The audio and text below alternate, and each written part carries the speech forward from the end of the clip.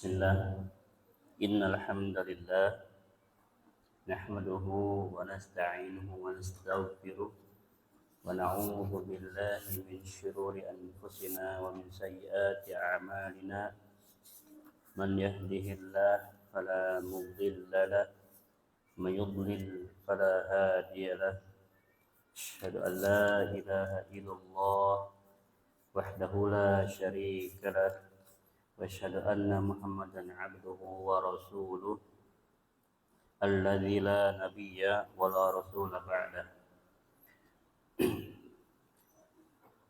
Assalamualaikum warahmatullahi wabarakatuh.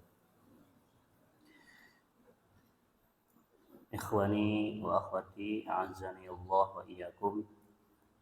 Pada malam hari ini alhamdulillah kita bisa melanjutkan pelajaran kita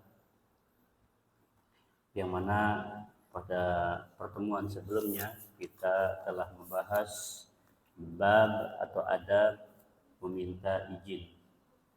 Adab meminta izin. Dan insyaallah ta'ala pada malam hari ini kita akan membahas tentang adab dalam bermajlis. Adab dalam bermajlis. Adab dalam bermajlis ini adalah pembahasan terakhir dari buku pertama tentang adab Islamiyah, adab Islam yang sahih. Ya, tentang adab majlis dari kitab pertama adab-adab Islami.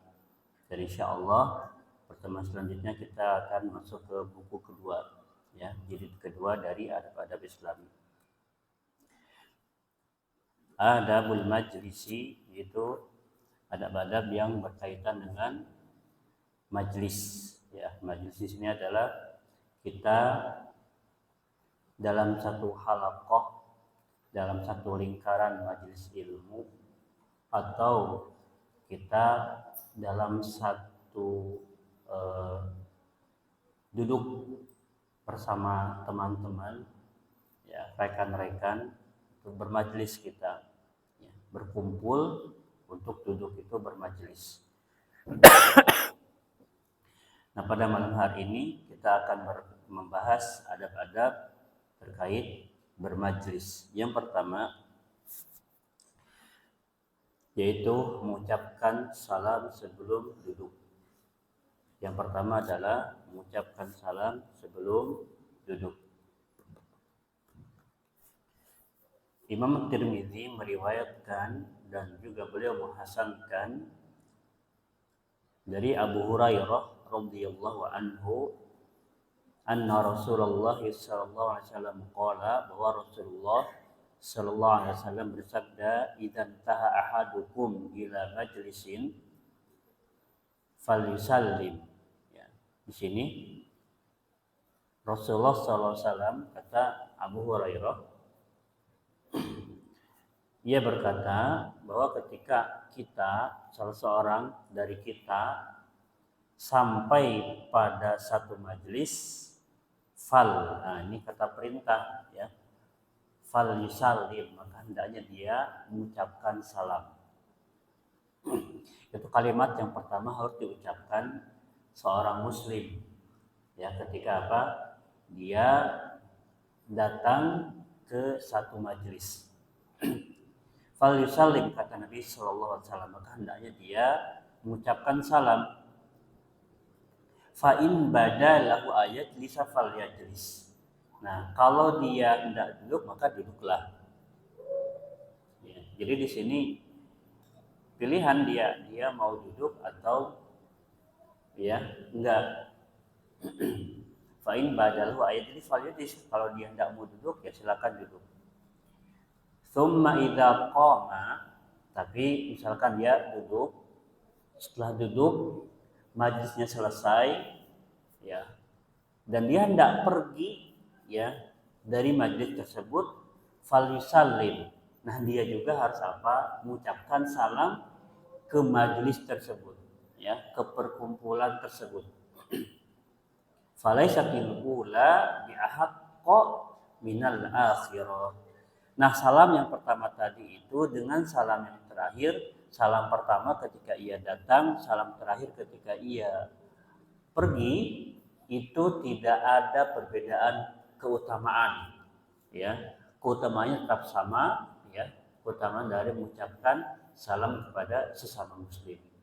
Jadi ketika ia datang mengucapkan salam, ketika ia pulang atau kembali berdiri ia mengucapkan salam lagi. Pengucapan salam ini tidak ada keutamaan yang lebih antara yang pertama dan yang terakhir.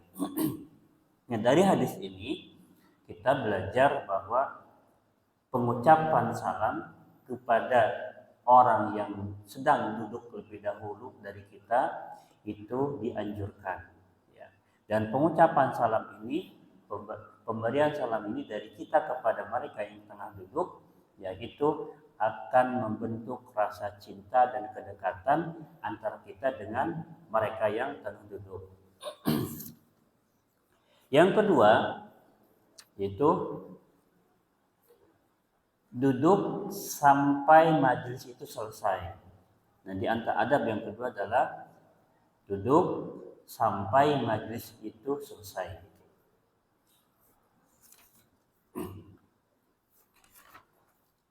Masih dari Imam At-Tirmidzi, beliau meriwayatkan an Jabir bin Samurah radhiyallahu anhu, dari Jabir bin Samurah radhiyallahu anhu, ia berkata, kunna idza ataitan nabiyya sallallahu alaihi wasallam, kami, kata Jabir, ya, jika mendatangi Nabi, ya, jalasa ahaduna, salah seorang di antara kami ini duduk haitsu yantahi, sampai apa? Nabi sallallahu alaihi wasallam selesai majelisnya.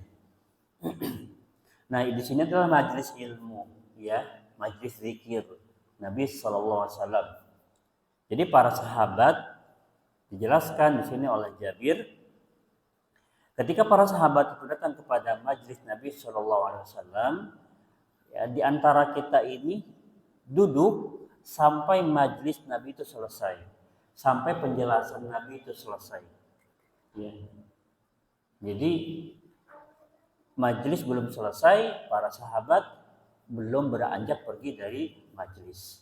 Namun kebiasaan dari kita, ya, banyak dari kita majelis belum selesai, ya, tapi sudah beranjak pergi dari majelis. Ya. Nah, di sini juga kita bisa belajar, ya, dari para sahabat yang mana mereka itu ketika duduk dalam majelis Nabi Shallallahu Alaihi Wasallam tidak beranjak pergi hingga Nabi menyelesaikan majelis tersebut. Ini juga kita bisa mengambil faedah bahwa seorang murid menjaga adab kepada gurunya, menjaga perasaan gurunya. Ya. Dan di sini sudah ditunjukkan akhlak sahabat radhiyallahu anhum dalam bermajlis. Kemudian yang ketiga adabnya adalah seseorang tidak boleh membangunkan orang lain, ya, dari tempat duduknya. Seseorang tidak boleh membangunkan orang lain dari tempat duduknya, lalu ia duduk di tempat tersebut. Ya, lalu dia duduk di tempat tersebut.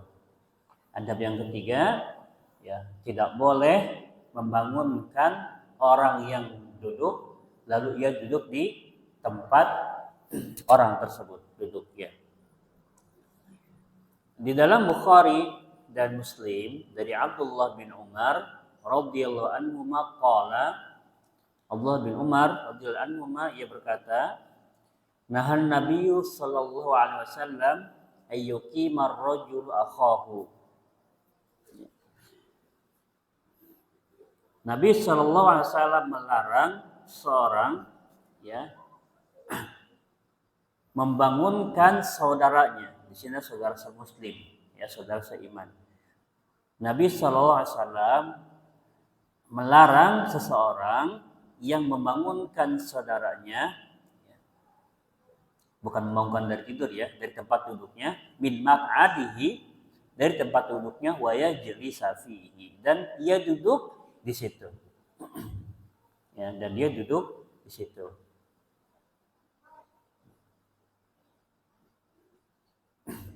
Nah, di sini meskipun majelis tersebut masih renggang, ya kan? Nah, ini kan di sini kita masih renggang.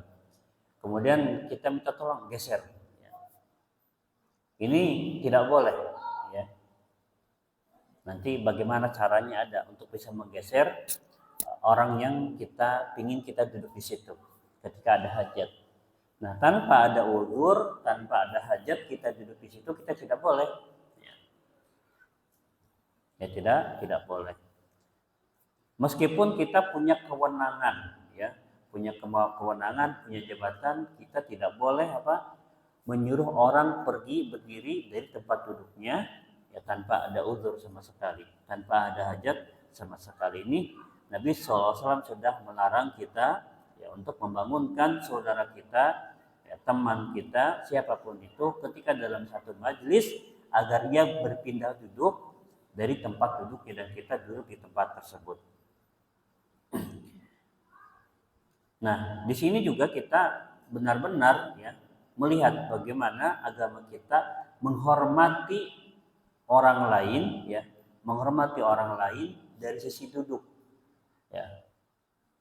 Tempat duduk aja kita diajarkan bagaimana menghormati orang lain dari tempat duduk. Ya.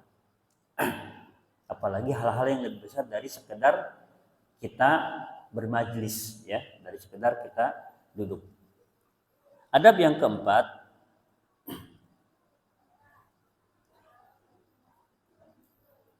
yaitu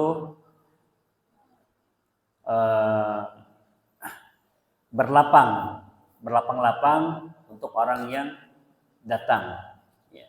Allah Ta'ala berfirman di dalam surah Al-Mujadalah ayat 11, ya ayyuhalladzina amanu, hai orang-orang yang beriman, idza qila lakum tafassahu fil majalis, kalau sekiranya dibilang sama kalian dalam satu majelis itu, tafassahu, tolong bergeser, ya kan? Fafsahu, ya, maka bergeserlah. Yafsahillahu lakum. Wa idza qila syuzu famsuzu. Ya, maka Allah akan melapangkan kalian. Di mana? Fil jannah, di surga. Wa fil rizki, dalam rezeki juga.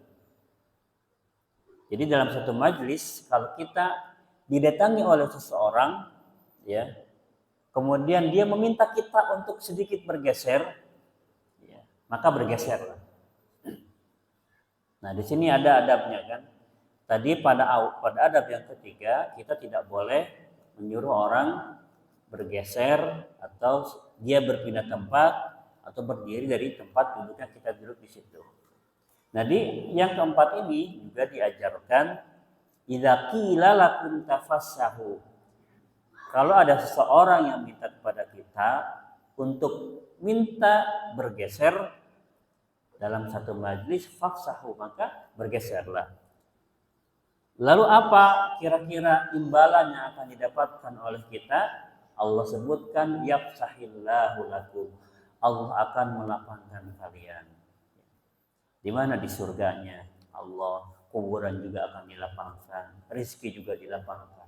Kenapa? Kita di sini sudah memberikan kebahagiaan bagi saudara kita dari hanya sekedar berlapang-lapang dalam sebuah majelis, memberikan saudara kita tempat duduk di samping kita atau di depan kita atau di belakang kita. Yang jelas dia bisa duduk ketika dia minta tolong kepada kita. Berlapang-lapang di sini, maka Allah pun akan melapangkan segala urusan kita. Amin ya rabbal alamin. Terus wa idza qila syuzu fangsyuzu. Kalau sekiranya diminta untuk bangun, ya, maka bangunlah. Yarfa'illahu alladhina amanu minkum walladhina utul ilma darajat. Nah, di sini Allah menyebutkan bahwa Allah itu akan mengangkat derajat orang-orang yang beriman. ya, derajat orang-orang yang beriman. Allah mengangkat derajat orang yang beriman itu yang pertama, Allah akan angkat derajatnya seorang muslim dari orang kafir.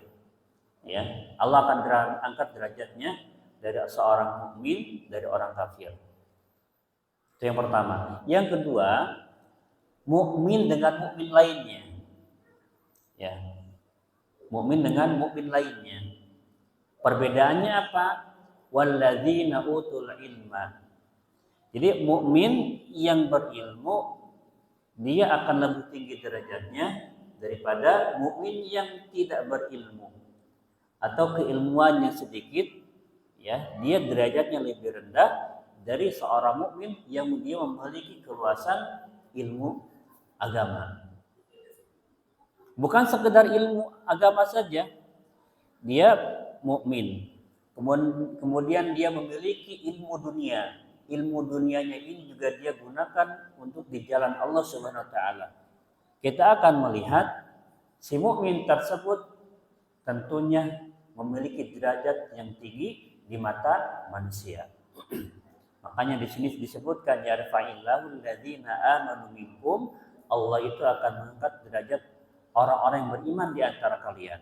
Ya, Allah angkat derajatnya dari orang kafir. Allah angkat derajat juga dari orang-orang yang beriman sesama kalian.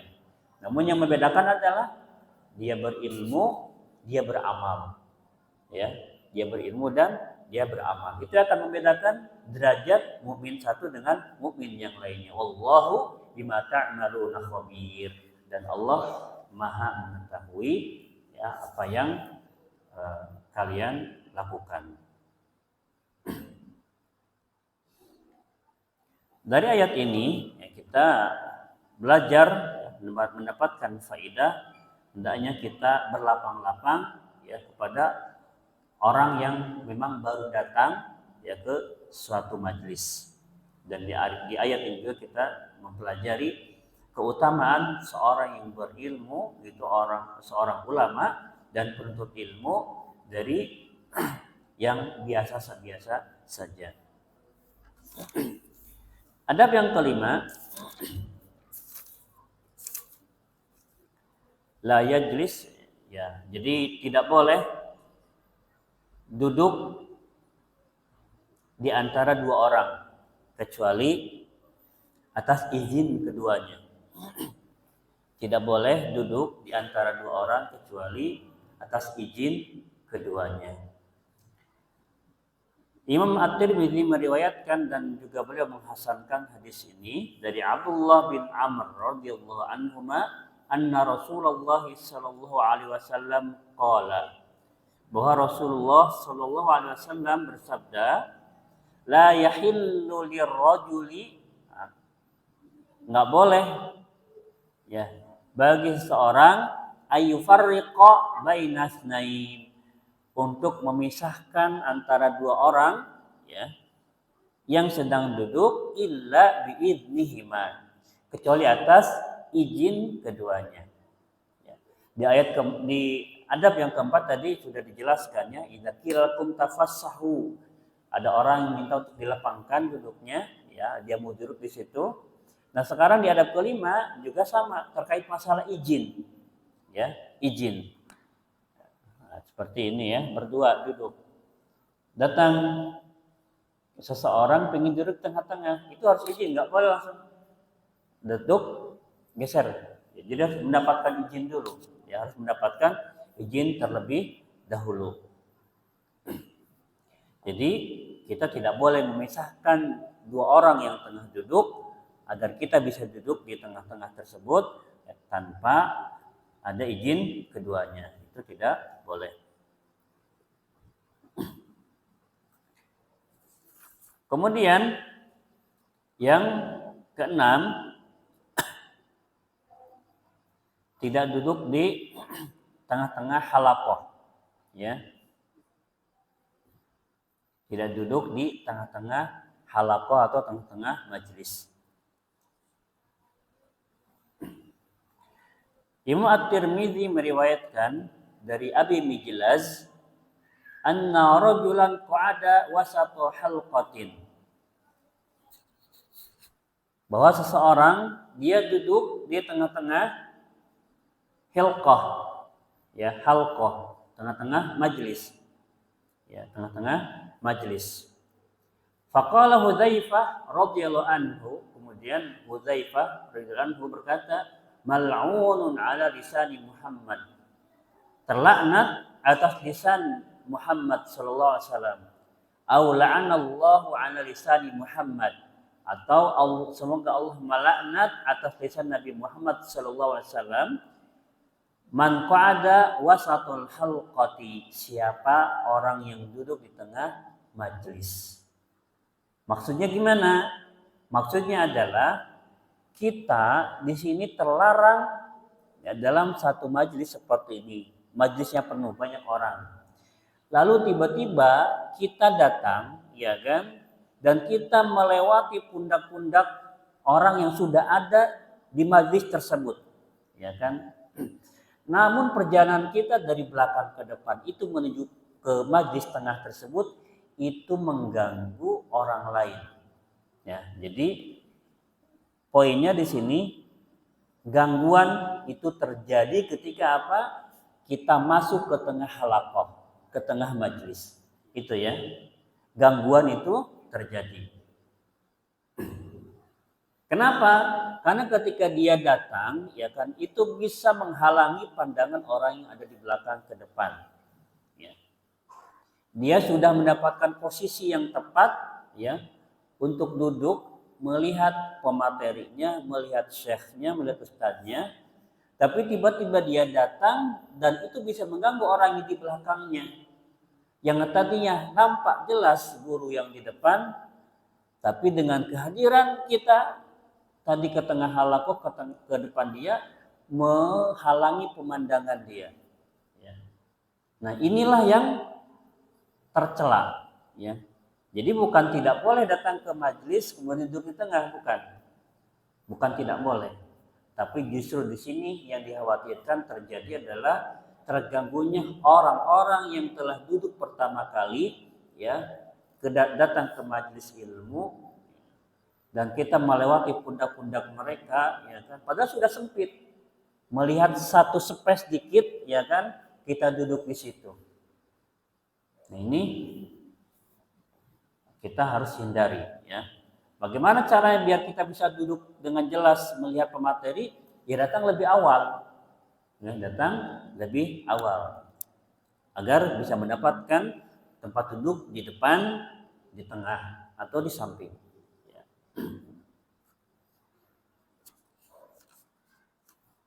Nah, di sini ya benar-benar kita belajar lagi, dapat mengambil faedah bagaimana kita menjaga perasaan saudara kita, ya, menjaga perasaan saudara kita dari bermajlis, dari tempat duduk. Ya. Itu bisa apa? Bisa membuat saudara kita itu tersakiti dari kita duduk. Kemudian yang ketujuh, adabnya adalah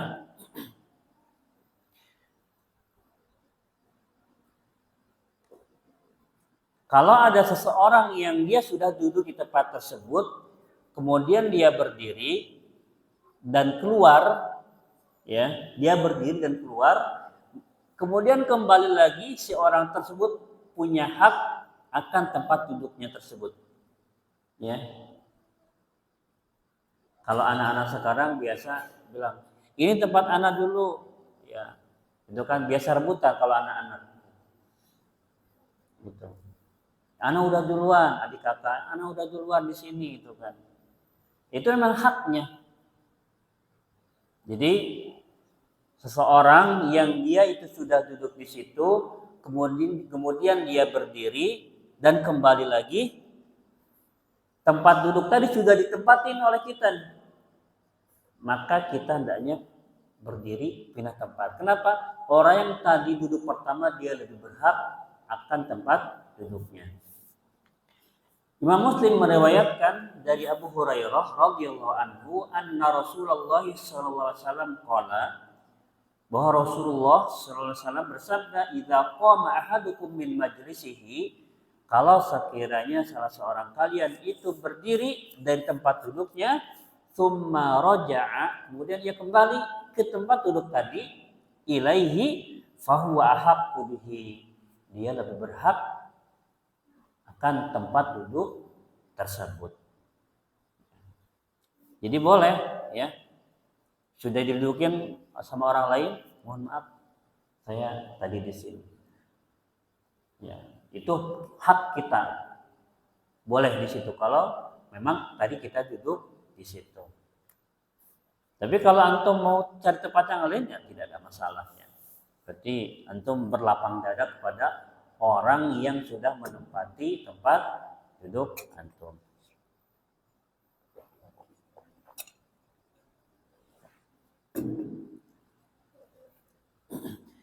Yang kedelapan, tidak boleh dua orang saling berbisik ketika ada tiga orang.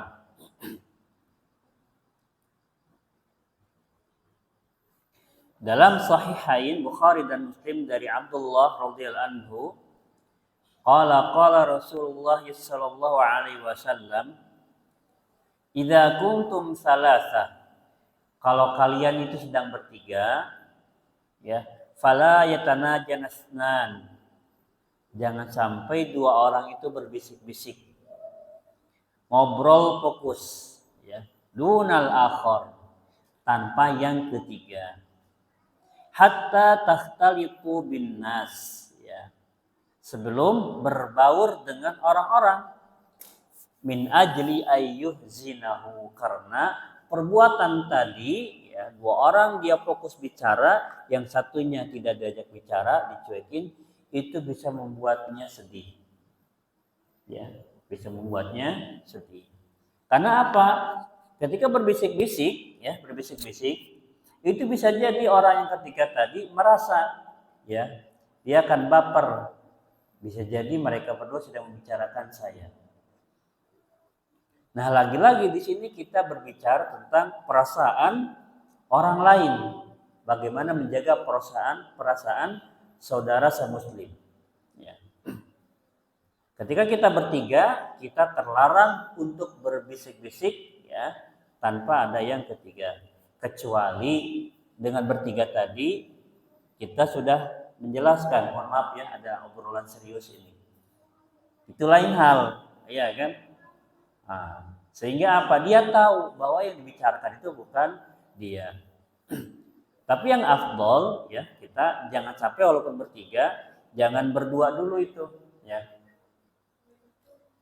Cari bagaimana supaya ada temannya. Sehingga apa? Makanya di sini disebut hatta takhtalitu bin nas, sampai yang tadi itu berbaur dengan orang lain, ada kawan ngobrol, ya, nggak sendirian dia. Ya, nah itu caranya.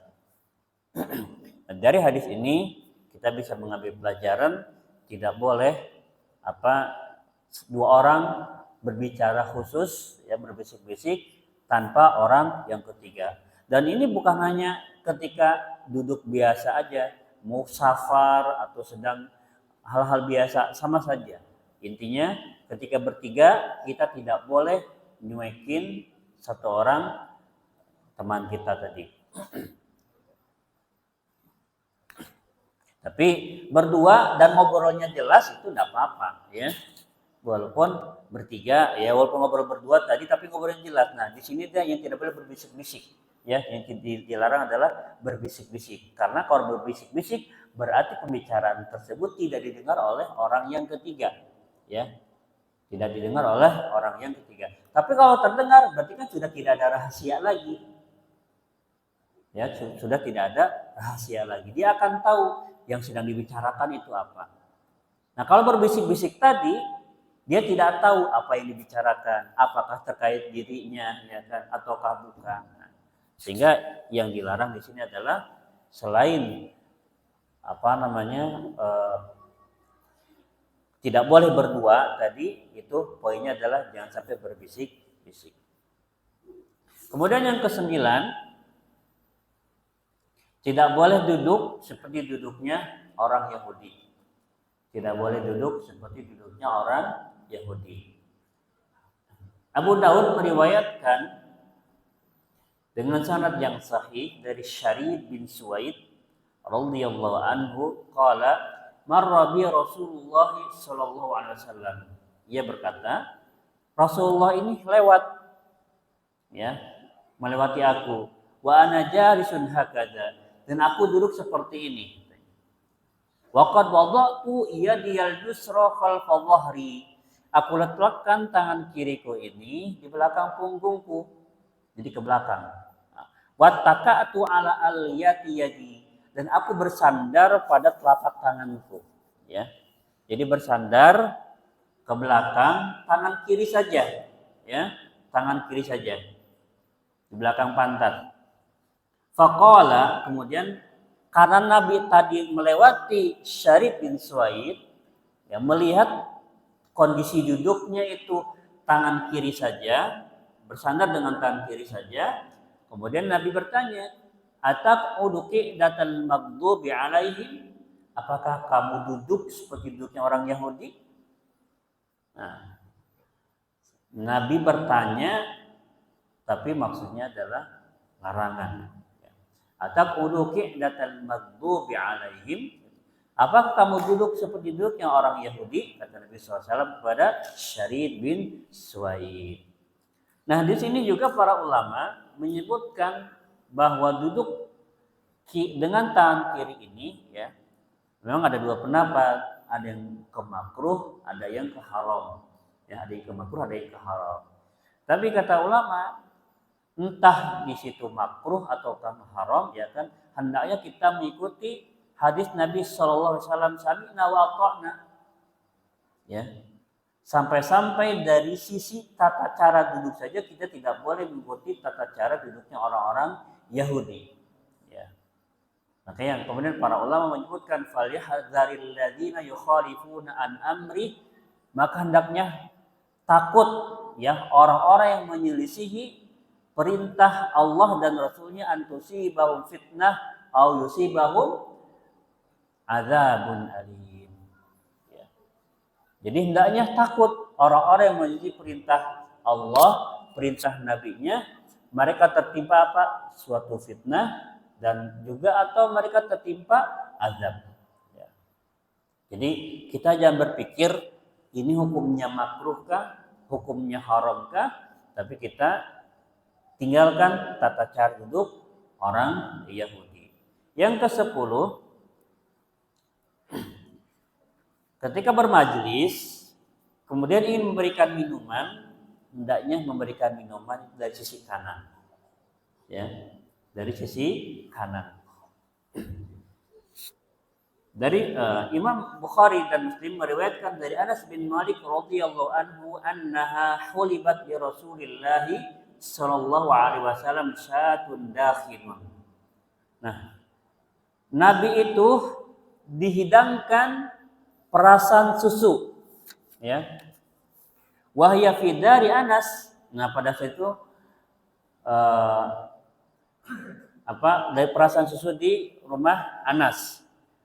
Washiba labanuha bima'in, kemudian susunya itu dicampur dengan air, minal bi'ril lati fi dari Anas, dari sumur yang ada di rumah Anas bin Malik. Fa'ata Rasulullah sallallahu alaihi wasallam al-qadaha fashariba minhu. Kemudian Anas memberikan kepada Nabi sallallahu alaihi wasallam segelas susu, kemudian meminumnya. Hatta idza nazal qadaha min fihi, setelah beliau selesai meminum susu yang ada di gelas tadi, wa ala yasarihi Abu Bakar wa an yamini A'rabi. Nah, di sisi Nabi itu sebelah kirinya adalah Abu Bakar, sebelah kanannya adalah orang Badui. Faqala Umar, kemudian Umar berkata, wa khafa ayutihul Arabi. Umar ini khawatir Nabi ngasihnya ke siapa? Bukan ke Abu Bakar, tapi takut ngasih kepada orang Badui tadi. Nah, ati Abu Bakar ya Rasulullah, kata Umar kepada Rasulullah. Berikan ke Abu Bakar wahai Rasulullah. Fa'atahul Arabiyyah alladzi ala yamini. Tapi Nabi ngasih apa? Susu tadi ke orang Baduy yang ada di sebelah kanan. Tsumma qala, kemudian Nabi menjawab, al-aimanu fal aiman. Hendaknya dari yang sebelah kanan terus ke sebelah kanan. Ya. Jadi memberikan minum, memberikan makanan, kita dahulukan orang yang ada di sebelah kanan. Pun ketika kita bermajlis, halaqah, ya kan, mengaji, itu jelas yang paling duluan adalah orang sebelah kanan. Ya. Melihat dari cara Nabi tadi, beliau memberikan segelas minum ke orang Baduy. Siapa yang lebih utama orang Baduy daripada Abu Bakar? Jelas Abu Bakar. Betul kan? Tapi kekhawatiran sahabat Umar tadi sampai-sampai bilang kepada Rasulullah, "Ati Abu Bakar ya Rasulullah, berikan kepada Abu Bakar wahai Rasulullah." Tapi Nabi menjawab, "Al-aimanu fal aiman." Dan sisi kanan dulu, dari sisi kanan dulu. Ya, kemudian yang kanan terus sampai berputar sampai kepada Nabi lagi. Itu ya. Kemudian yang ke-11, memilih teman duduk yang sholih. Memilih teman duduk yang sholih. Masih dari Imam Bukhari dan Muslim meriwayatkan dari Abu Musa radhiyallahu anhu anin Nabi sallallahu alaihi wasallam qala. Dari Nabi sallallahu alaihi wasallam bersabda, "Innama mathalul jalisis shalih wal jalisis sau'i kahamil miski wa nafikhil kir." Ya, perumpamaan teman yang salih dan teman yang thalih, ya, yang buruk, seperti penjual parfum dan pandai besi. Fahamilul miski, ya, penjual parfum tadi, imma ayyuhdiyaka, bisa jadi dia itu ngasih parfumnya, wa imma antagta aminu, atau kamu antum beli parfum ke dia.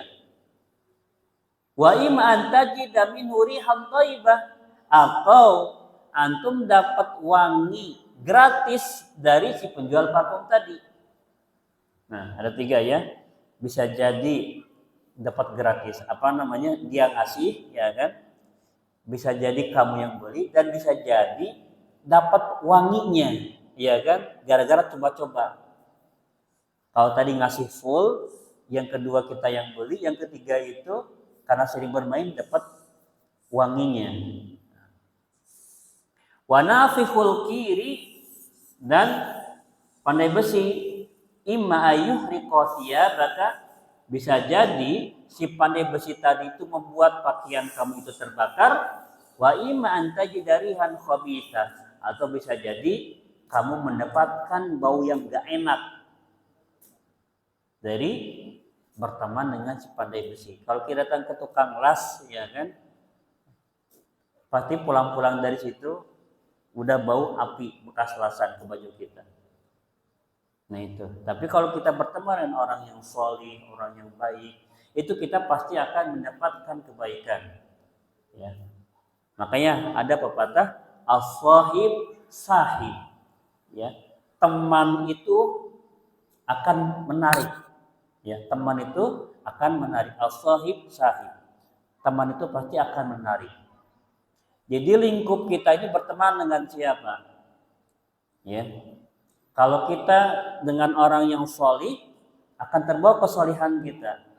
Kalau kita duduk dengan orang yang biasa berbicara bisnis, pasti kita akan termotivasi untuk berbisnis. Ya kan? Kalau kita duduk dengan orang yang dia tuh sering pesimis, ya sering berkeluh kesah, mau di media sosial, mau ketika duduk, yang dia bicarakan keluh kesah terus, pasti kita akan terbawa. Ya, menjadi pribadi yang sering atau mudah berkeluh kesah. Yang ke-12, dianjurkan berzikir kepada Allah dan bersalawat ke atas Nabi sallallahu alaihi wasallam di dalam majlis. Dari Abu Hurairah radhiyallahu anhu, dari Nabi sallallahu alaihi wasallam, ma jalasa qaumun majlisan lam yadhkurullaha fihi wa lam yusallu ala nabiyyihim illa kana alaihim tiratan. Ya. Fa in syaa'a 'adzabahum wa in syaa'a ghafara lahum. Dari Nabi, tidaklah suatu kaum itu bermajlis, ya, dan di majlis tersebut dia belum berzikir kepada Allah dan tidak bersalat atas Nabi sallallahu alaihi wasallam illa kana alaihim tiratan, kecuali mereka akan mendapatkan siksa kepedihan di akhirat kelak. Fa in syaa'a 'adzabahum wa in syaa'a ghafara lahum. Kalau Allah berkehendak akan mengadab mereka, kalau Allah berkehendak juga akan mengampuni mereka. Nah, di sini kita dalam bermajlis maksudnya apa? Jangan sampai kita berbicara sesuatu yang dapat melalaikan kita dari mengingat Allah Subhanahu wa taala dan mengingat dan bersalat ke atas Nabi sallallahu alaihi wasallam. Jadi kita dalam bermajlis, kita dalam duduk-duduk usahakan selalu berkaitan dengan ilmu, ya, berkaitan dengan ilmu, bukan sekedar urusan duniawi saja. Kemudian yang terakhir yaitu yang ke-13, membaca penutup majelis.